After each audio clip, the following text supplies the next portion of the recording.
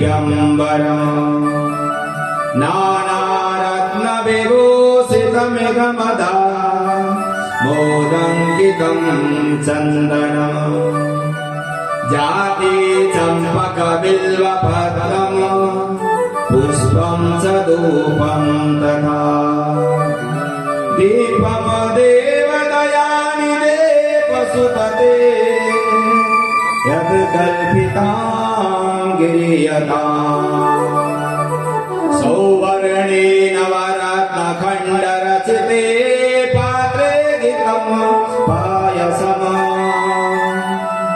दक्षं पञ्चविधं पयोदधिदुतम् रम्भाफलं पानकम् शाकानामयुतं जलं रुचिकरं कर्पूरखण्डोज्ज्वलम् ताम्बूलं मनसा मया विरचिता भक्त्या प्रभो स्वीकुरु छत्रं चामरयोरुगम्य जनकम् चादरसकं निर्मलम् वीणाभीरिमृदङ्गकहकला गीतं सनित्यं तथा साष्टाङ्गं वर्णतिर्बहुविधायेत समस्तं मया सङ्कल्पेन समर्पितं तव विभो पूजागृहाणां प्रभो आत्मा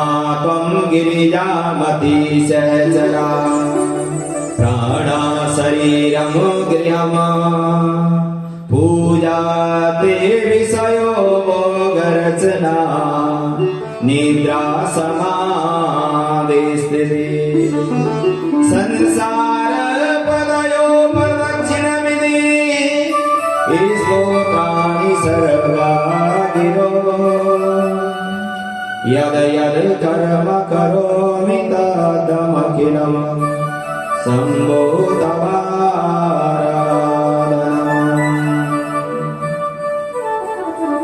शंकराचार्य महाप्रभु कहते हैं, हे जीवो हे प्राणी, मानसिक पूजन मन से भगवान को जो चाहे सो समर्पित कर सकते हो और जो जो तुम्हारी कर्म है सुबह शाम दोपहर रात जो आप कर रहे हो वही पूजा है, वही पाठ है, वही जप है, वही तप है, वही कर्म है, वही यहाँ काम आएगा, वही जब चलोगे वहां भी काम आएगा। इसीलिए भीष्म पितामह भगवान के चरणों में वंदन करते हुए प्रार्थना कर रहे हैं और आकाश मार्ग से सभी देवी देवता देख रहे हैं।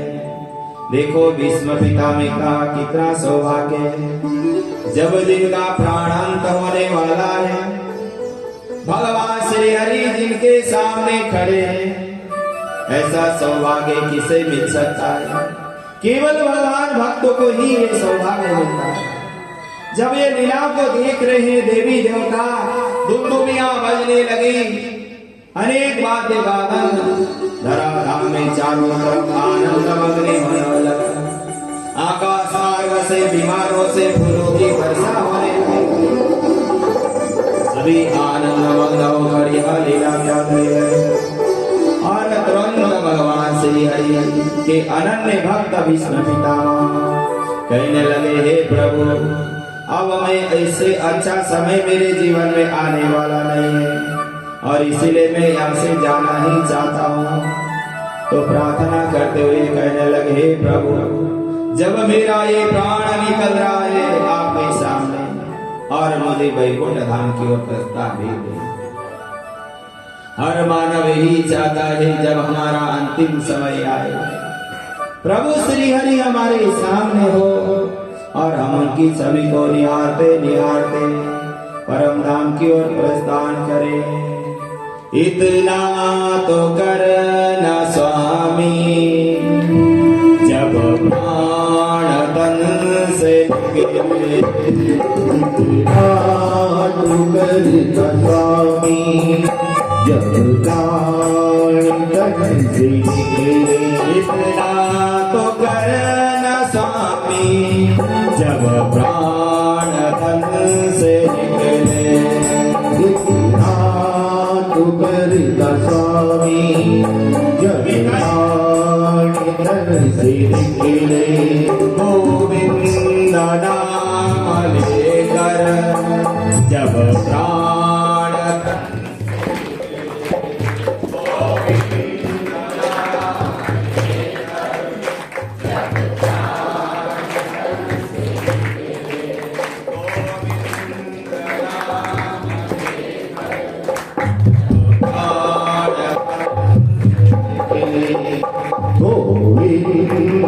नाम लेकर जब प्राण तन से निकले इतना तो करना स्वामी जब प्राण तन से निकले इतना तो करना स्वामी जब प्राण तन से निकले गोविंद नाम लेकर प्राण तन से निकले गोविंद नाम लेकर जब प्राण तन से निकले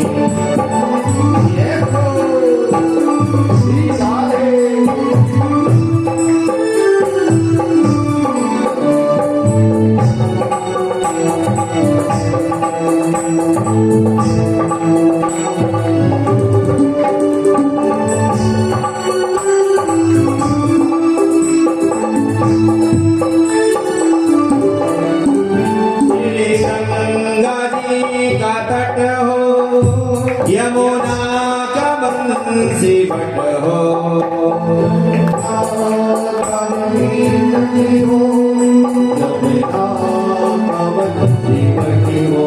श्री गंगा जी का तट हो यमुना का बंसी बट हो श्री गंगा जी का तट हो यमुना का बंसी बट हो मेरा निकट हो जब प्राण तन से निकले मेरा सारा निकट हो जब प्राण तन से निकले गोविंद नाम लेकर जब प्राण तन से निकले गोविंद नाम लेकर जब प्राण तन से निकले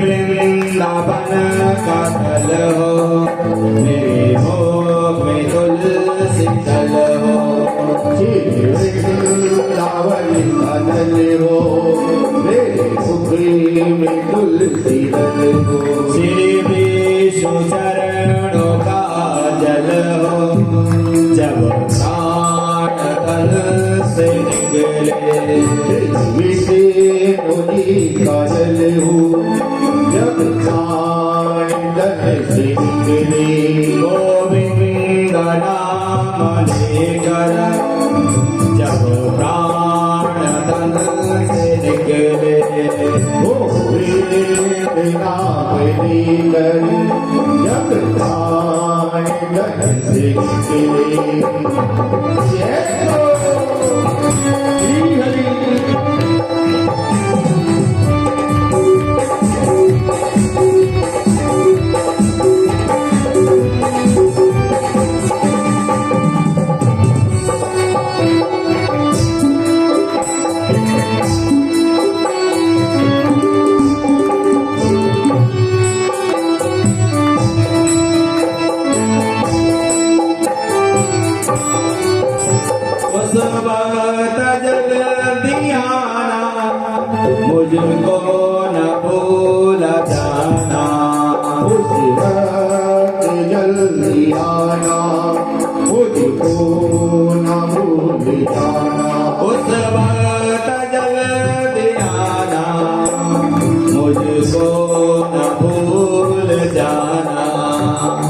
वक्त जल्दी आना, मुझको न भूल जाना। नूपुर की धुन सुनाना, जब प्राण तन से निकले। मुरली की धुन सुनाना, जब प्राण तन से निकले। गोविंद नाम लेकर, जब प्राण तन से निकले। गोविंद नाम लेकर, जब प्राण तन से निकले। इतना तो करना स्वामी, जब प्राण तन से निकले। इतना तो करना स्वामी, जब प्राण तन से निकले। गोविंद नाम लेकर, जब प्राण तन से निकले। हे गोविंद, हे गोपाल, हे गोविंद, हे गोपाल। गोविंद नाम लेकर, जब प्राण तन से निकले। गोविंद नाम लेकर, जब प्राण तन से निकले। गोविंद नाम लेकर, जब प्राण तन से निकले। जय जय श्री राधे, जय जय श्री राधे, जय जय श्री राधे श्याम। विष्णु पितामह भगवान श्री हरि के सामने प्राण त्याग कर और वैकुंठ धाम की ओर प्रस्थान कर गए।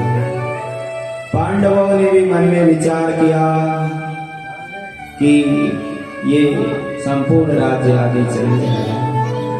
अब परीक्षित जी का जन्म हुआ। परीक्षित जी महाराज जी जैसे जन्म होकर धराधाम में आए, चारों तरफ देखने लगे कि मेरे माता के गर्भ में मेरी जो रक्षा करने वाले कौन है। जब अश्वत्थामा का ब्रह्मास्त्र चला था उसे रोकने वाले मेरे प्रभु श्री हरि कहाँ हैं। चारों तरफ देखने लगे और चारों तरफ देखने की इच्छा प्रकट की तो उनका नाम परीक्षित रखा गया। वैसे तो उनका नाम नामकरण में विष्णुरात। विष्णुरात का मतलब होता है विष्णु रात दत्ती, विष्णुरात। जो भगवान श्री हरि विष्णु ने जिनको माँ के गर्भ में जिनकी रक्षा की है और साक्षात भगवान जिनके साथ रहे और जब तक गर्भ में रहे भगवान को जिन्होंने दर्शन किया है इसलिए उनका नाम विष्णुरात रखा गया। पर वह भगवान श्री हरि की वह सभी को निहारते हुए चारों तरफ दिख रहे हैं, चारों तरफ ध्यान लगा रहे मेरे प्रभु का है। तो वह जैसे ही थोड़े बड़े होने लगे, जैसे ही थोड़े बड़े होकर ज्ञानवान धर्मात्मा धर्म मार्ग का पालन करने लगे तो पांडवों ने सोचा ये राज्य करते करते थक गए, कब तक यहाँ रहे। अब बालक को राज्य सौंपकर हमें स्वर्गारोहण की ओर प्रस्थान करना चाहिए। पांचों पांडव और द्रौपदी सब समेत सपरिवार स्वर्गारोहण की ओर प्रस्थान करने लगे और जैसे ही सभी स्वर्गारोहण गए उन्हें राजा गद्दी सौंप दिया और परीक्षित जी महाराज बड़े धर्मात्मा हैं, भगवान श्री हरि के अनन्य भक्त हैं और मन में विचार करने लगे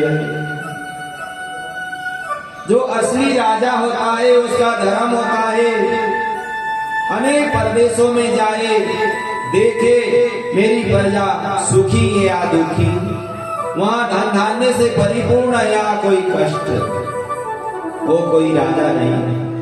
केवल वह उस राजगद्दी में बैठकर लोगों को लूटना, ठगना, बेईमानी करना और अपने घर परिवार को मात्र सब कुछ बांटना, वो राजधर्म नहीं माना जाता, वो केवल उसका स्वार्थ धर्म है। ऐसे राजा को बहिष्कार करना चाहिए।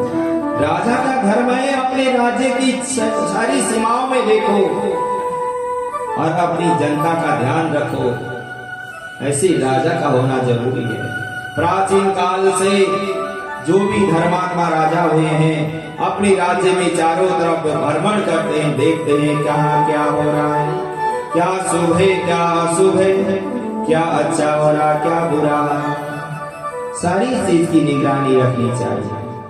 ऐसे ही जब परीक्षित जी महाराज भ्रमण करते करते चले गए तो उन्होंने एक जगह ऐसा अद्भुत और अशुभ दृश्य देखा जहाँ गौ माता रो रही है, जिनके आंसू से निश्वासों की धारा बह रही है। एक बैल है खड़ा जिसके वहां 3 पैर कटे हुए हैं, एक ही पैर पे खड़ा है। वो गौ माता बछड़े आपस में बात कर रहे हैं। देखो हमारे प्रभु जब तक धराधाम में रहे गौ माता की सेवा हुई और गो कार्य में यज्ञ अनुष्ठान जब तक खूब हुए। जब प्रभु चले गए आज ये दृश्य देखकर कष्ट भरे प्रतीत होता। परीक्षित जी महाराज जी ने देखा, गए पूछने लगे ये आप इतने विलाप क्यों कर रहे? कहने लगे महाराज प्रभु की जो लीला है, जो हमारा कर्म प्रारब्ध में जो लिखा था सोई हो गया। जब तक प्रभु रहे आनंद मग्न रहे और आज ये परिस्थिति आ गई। जब इस प्रकार गो माता ने बछड़े ने कहा, परीक्षित जी महाराज को बड़ा क्रोध आया। ऐसे किसने किया, ये कौन है? इतने में वहां एक कली प्रकट हो रहा जो पीछे खड़ा था, जो हाथों में अनेक प्रकार के अस्त्र शस्त्र से सुशोभित। तो परीक्षित जी महाराज जी कहने लगे, मेरे प्रभु भगवान श्री हरि गो माता के रक्षक के लिए गोपाल बनकर यहाँ जिस भूमि में घूमते थे, आज गो माता गो बछड़े की नेत्रासुर से मुझे बहुत कष्ट हो रहा है और मैं उसे अवश्य में वहाँ दंड दूंगा। इतना सुनते ही वहाँ कली भागकर राजा के चरणों में आकर गिर पड़ा। देखो राजा का एक और भी धर्म होता है, यदि कोई अपराधी या कोई दोषी आपके शरणागति आया, उस आप दंड मृत्यु नहीं दे सकते, उसे सजा तो दे सकते हैं, उसे समझा भी सकते हैं, सद्मार्ग की ओर भेज भी सकते हैं, तुरंत उसे मृत्यु दंड देना उचित नहीं है। परीक्षित जी महाराज जी कहने लगे, तुम कौन हो, कहां से आए हो, तुम्हारा क्या कार्य है? तुरंत कहने लगा, मैं कली हूँ, मैं धराधाम में जहाँ अशुभ क्षेत्र होते वहां भ्रमण करता हूँ। तो परीक्षित जी ने कहा, तुमने यह मेरे धराधाम क्षेत्र के राज्य के अंदर प्रवेश किया तो तुम्हें मृत्यु दंड मिलेगा। तो तुरंत कली कहने लगा, प्रभु आपका तो सारे विश्व ब्रह्मांड ही आपका है, मुझे कुछ स्थान तो दे दो जहाँ मैं बैठ जाऊं, अपने परिवार का अपने समाज का उनका कैसे भरण पोषण करूं। तुरंत कहने लगे परीक्षित जी महाराज, इस कलयुग में देखो तुम्हें कहाँ कहाँ रहना है। तुरंत कहने लगे, द्यूतम वारम स्त्रियं सूना यत्र धर्म चतुर्विधम्। परीक्षित जी कहने लगे, जहाँ धूप शराबी लोग रहते वहीं रहना, जहाँ अशुभ अपवित्र और पापी लोग जहाँ रहते वहीं रहो, जहाँ मदिरा आदि पान करते, जहाँ अशुभ और प्राणी का जहाँ हत्या आदि और अपवित्र जो मांसाहारी भूमि है वहाँ रहो। तुम्हारा यहाँ हमारे राज्य में रहने का कोई अधिकार नहीं है, तुम अलग से कहीं ऐसी जगह रहो।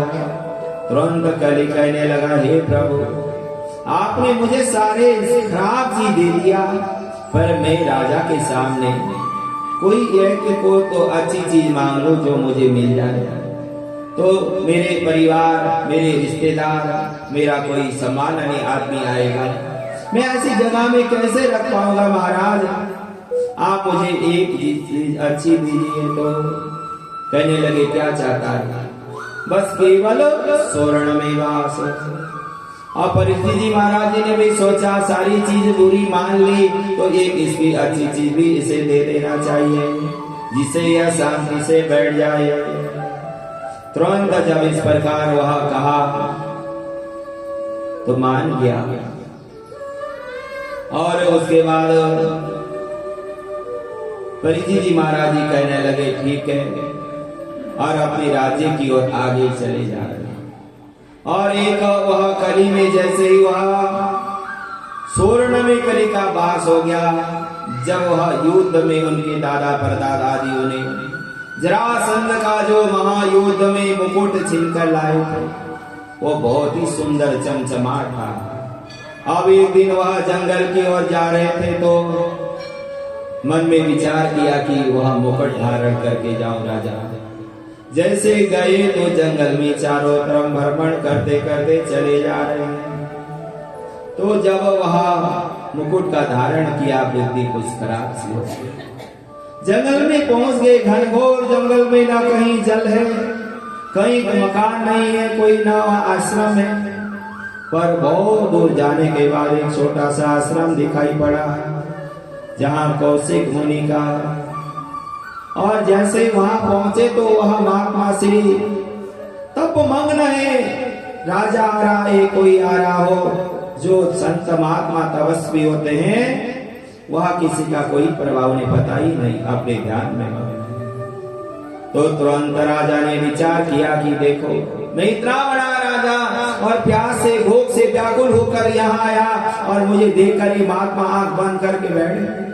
वहीं एक मरा हुआ सांप पड़ा था उसे लाकर वह महात्मा के गले में डाल दिए परीक्षित जी महाराज जी। जब बुद्धि खराब हो जाती है और जब पाप बढ़ता है जब अहंकार होता है वो ये नहीं सोचता मैं शुभ कर रहा हूँ अशुभ कर रहा हूँ इसका फल शुभ होगा अशुभ होगा अच्छा होगा या बुरा होगा। तुरंत मरा सांप जैसे गले में डाल दिया तो उनके बच्चे ने देखा पिताजी के गले में मरा सांप पड़ा हुआ। देखो कोई भी बालक अपने पिता में कोई पिता का अपमान कर रहा है मरा सांप डाल रहा है पूजा की है जब वे मग्न है उन्हें कुछ पता ही नहीं तो हर बालक को गुस्सा आ ही जाएगा। और उनके पुत्र ने जब देखा कि मेरे पिता में मरा सांप डाल दिया इस राजा ने और जो पांडव भगवान के अनन्य भक्त थे और जिन पांडवों के लिए भगवान धराधाम में आए थे और उसी परिवार का मेंबर हमारे पिता के गले में मरा सांप डाला इसे श्राप दूंगा और आज के 7 दिवस में इसकी मृत्यु हो जाएगी। तुरंत वहीं कौशिकी नदी के पास से जल लेकर तुरंत मंत्र पढ़ने लगे ब्राह्मण देव। देखो ब्राह्मण यदि मन से किसी का कर्म कर दे और यदि मन से किसी के निमित्त संकल्प पूर्वक कार्य कर दे तो अवश्य में पूर्ण हो जाएगा। ऐसी श्रद्धा निष्ठा तब भी थी और बीच में भी और आज भी है। यदि श्रद्धा पूर्वक जो कार्य किया जाए पूर्ण अवश्य ही हो। तुरंत वह गंगा जल लेकर संकल्प पढ़ने लगे कहने लगे क्या इति लंघित मर्यादं तक्षके सप्तमे अहनि तदक्षति स्म कुलांगारं नोचोदितं मे तद्रुमम्। हे कुलांगार तुम्हारे परिवार में इतने धर्मात्मा हुए आज तुमने ऐसा अशुभ कार्य कर दिया। आज इस 7 दिवस जिस सांप को तुमने मेरे पिता के गले में डाल दिया था यही सांप 7 दिवस तुम्हें जब 7 दिवस आएगा डसेगा और तुम्हें मरना ही पड़ेगा। ये ब्राह्मण वाक्य है ये कभी भगवान भी नहीं डाल सकते। अब संकल्प पढ़ दिया जल को छोड़ दिया। अब महाराज जी समाधिस्थ हैं। कुछ देर बाद आंख खुली सारी सब कुछ घटना हो गई संकल्प भी हो गया। महात्मा कहने लगे बेटा तुमने ये अनर्थ क्यों कर दिया। यहाँ भगवान श्री हरि के अनन्य भक्त जिस राजा को भगवान ने स्वयं रक्षा की थी और वो अपने राज्य के कर्म कर रहा था पर उसने जो भी करा उसका दोष तुमने श्राप दे दिया और इसकी मृत्यु हो जाएगी तो क्या होगा। पर राजा ने भी मन में विचार किया मेरी बुद्धि खराब हो गई। अब ब्राह्मण वाक्य टलता तो है ही नहीं। अपने राज्य में गए अपना संपूर्ण राज्य अपने पुत्र को सौंप दिया और तुरंत मन में विचार किए अब तो मुझे भगवान की शरणागति ही बचा सकती है। मृत्यु तो मेरी होनी ही है, पर मेरी मृत्यु शुभ हो और वह नरक में न जाना पड़े, और मुझे वह नरक की यातना से बचने का कारण क्या है?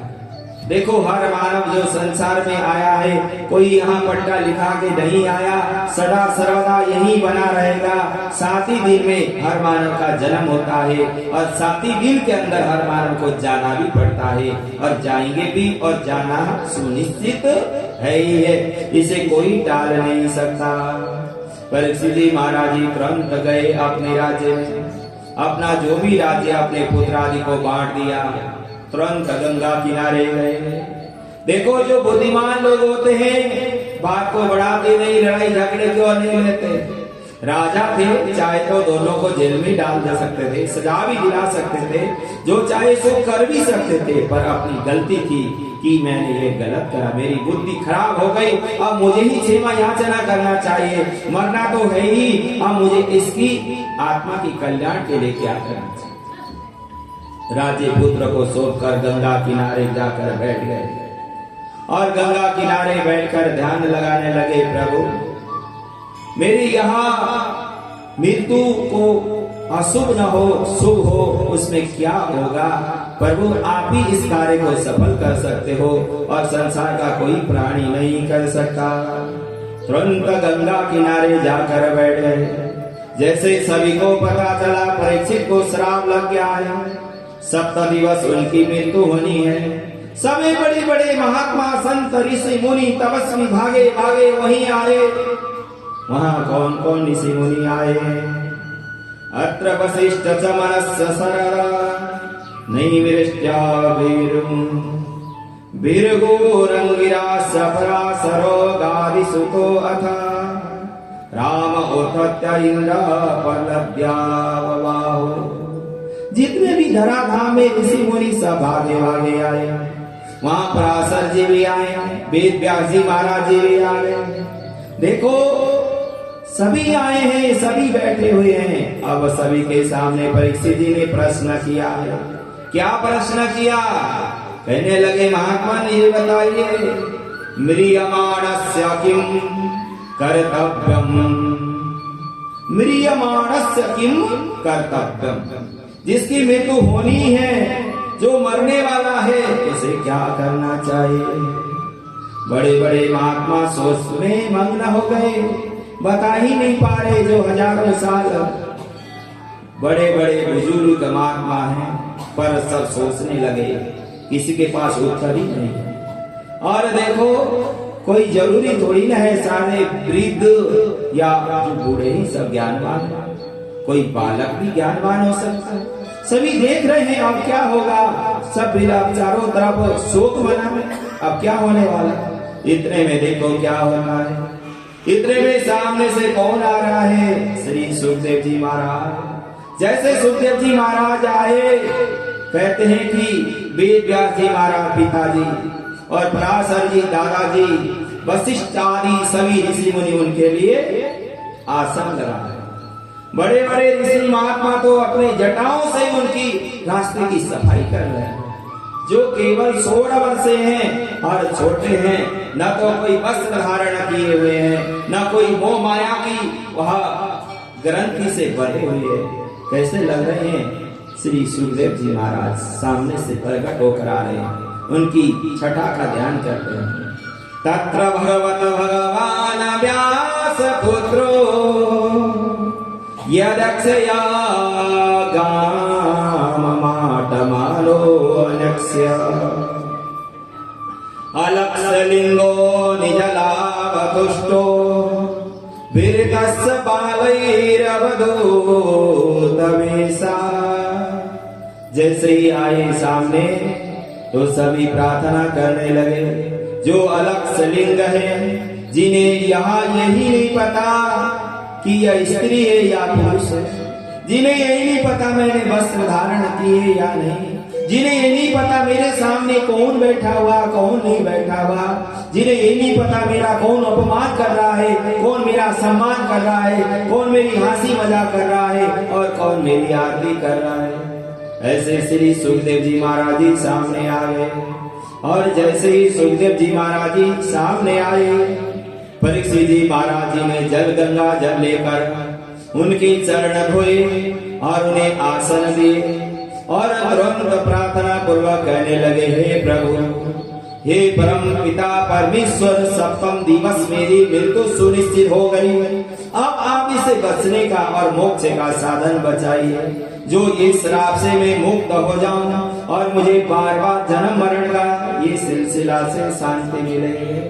तुरंत बैठाते ही प्रश्न कर दिए। सुखदेव जी कहने लगे, अरे अभी तो आया भाई, थोड़ी देर बैठने तो दे, सोचने दे दो, उत्तर कैसे दूंगा। तो कहने लगे, श्री परीक्षित जी महाराज बड़े साधु संत महात्मा विद्वान ज्ञानी जन कहीं ज्यादा देर नहीं टिकते, वह तो थोड़ी देर जो जरूरी बात सुनते हैं और चल पड़ते हैं। आप यदि चले गए, मेरी बात पूरी ना हुई, फिर मैं नरक में जाऊंगा। इसीलिए मेरे सारे प्रश्न का जब तक उत्तर ना दे पाएंगे आपको उठना नहीं है, इसलिए सारे प्रश्न मैंने आपके सामने किया है। तुरंत प्रार्थना पूर्वक कहने लगे, स विष्णुरातिथया गताया तस्यै सपर्यसिसा जहार ततो निवृतहया श्रियार्वकम् मासलेयो वसेत पूजिता।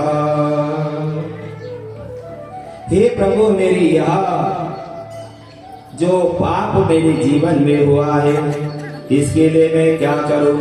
मैं आपकी शरणागति आया हूँ। अवश्य मैं इस योग्य तो नहीं हूँ।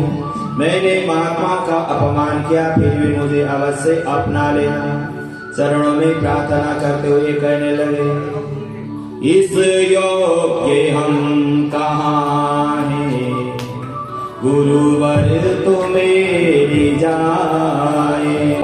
इस योग्य हम कहाँ हैं, सतगुरु में बधाई। इस योग्य हम कहाँ हैं, गुरुवर तो मेरी जाए। इस योग्य हम कहाँ हैं, गुरुवर तो मेरी जाए।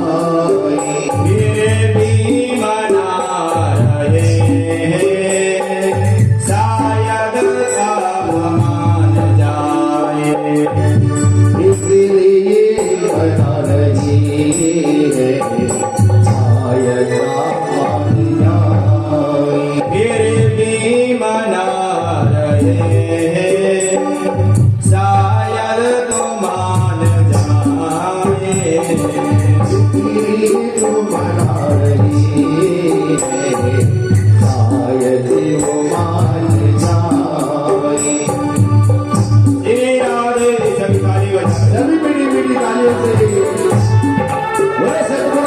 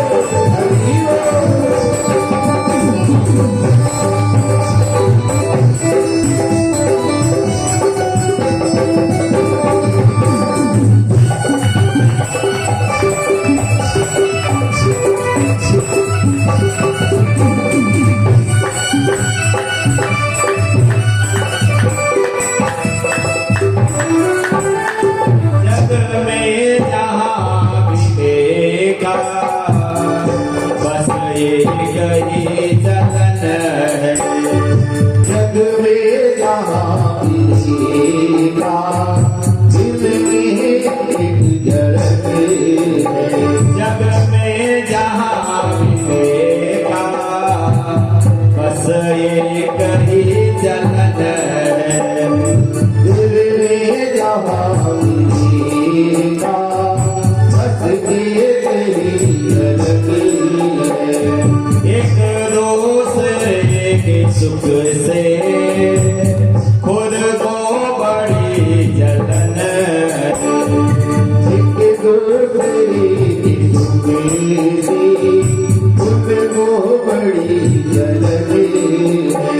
कर्मों का लेखा जोखा कोई समझ न पाए।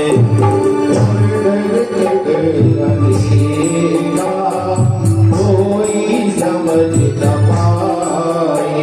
कर्मों का लेखा जोखा कोई समझ न पाए।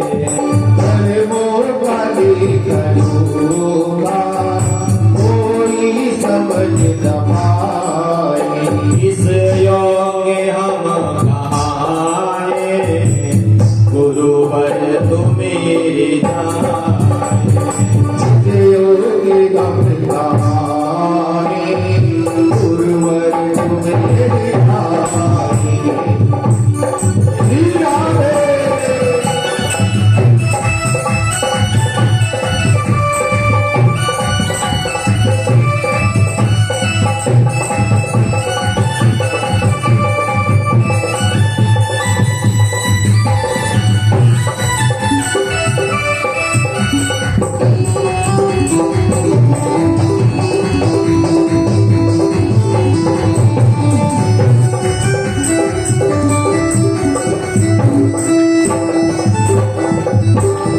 निश्चय हम पतित हैं लोभी हैं स्वार्थी हैं। निश्चय हम पतित हैं लोभी हैं स्वार्थी हैं। मेरा ध्यान जब लगाए माया पुकारती है। लगाए माया पुकारती है। सुख भोगने की इच्छा कभी दीर्घ हो न पाए। सुख भोगने की इच्छा कभी दीर्घ हो पाए। इस योगे हम कहाने गुरुवर तुम मेरी जाने। इस योगी हम गाए गुरुवर तुम्हें गाए।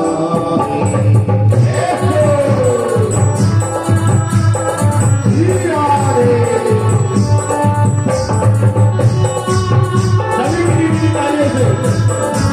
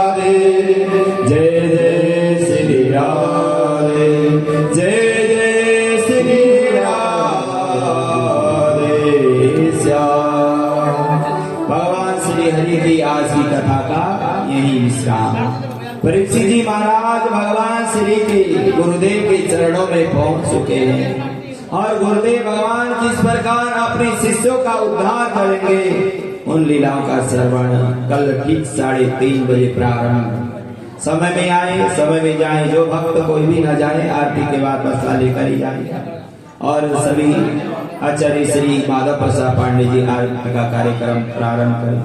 हमारे बीच में हमारे सम्माननीय श्री विनोद कच्छल जी आए हैं और जहाँ कहीं भी बैठे होंगे आसपास हमारे पास आए और भगवान के आशीर्वाद प्राप्त करें और सभी मिलकर अब आरती ही करेंगे और उसका पश्चात पाने के बाद जाएं, क्योंकि समय को देखते हुए समय में ही कार्य पूर्ण, समय में आइए समय में ही जाइए।